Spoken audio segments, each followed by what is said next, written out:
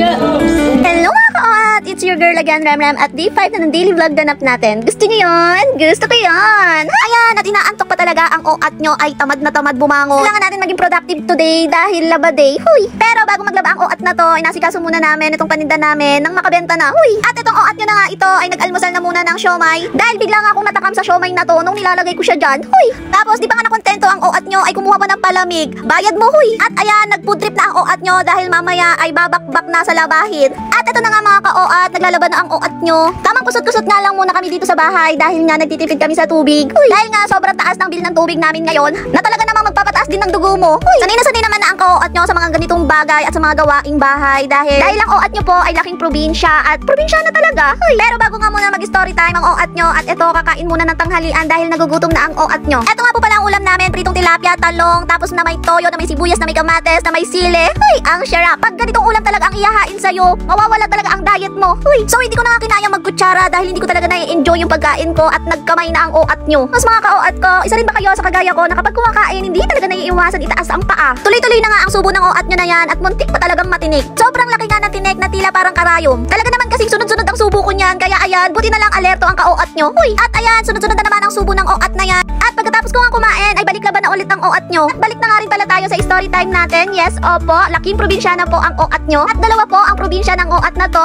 Dahil ang papa ko po ay taga Mindoro at purong Tagalog. At ang mama ko naman po ay taga Pangasinan na purong Ilocana. Kaya ako po ay isang proud mangyang Ilocana. Huy! Pero ngayon, nakatira na po ako dito sa Antipolo City. Talaga naman kung saan napapadpad ang OAT nyo. Huy! At ito na nga po at magdodryer na ang OAT nyo dahil kapag hindi natin to drenyer, baka isang linggo pa tumatuyo. Huy! Pagkatapos ko nga i-dryer ay ito, nagsampay na rin ang OAT nyo dahil paano nga ba matutuyo yan kung hindi isasampay? Huy! Pagkatapos ko nga maglaba ay nag-edit na rin ako niyan at gabi na rin ako natapos sa pag-edit. Kaya nung pagbaba ko, eto, sarado na ang asawa ko. Pagbaba ko nga ay nakaligpit na siya ng paninda. Huy! Pagkatapos nga ng buong araw naganap ng OAT nyo, eto at nagbubukas na siya ng parcel niya. Huy! At itong isa naman ay nagsasani na talagang humawak ng camera. Tuturuan ko na nga siya kung paano yung magandang kuha. Dahil sabi ko nga sa kanya, marami pa tayong vlog na gagawin. Huy! At ito na nga at tumiga na ang OAT nyo. Pinapanood lang namin yung mga ginawa kong videos dyan. So yun lang for today's vlog na mga ka-OAT. Kung nag-enjoy kayo, don't forget to like, comment, share at i-follow ako para updated kayo sa mga next vlog. Bye!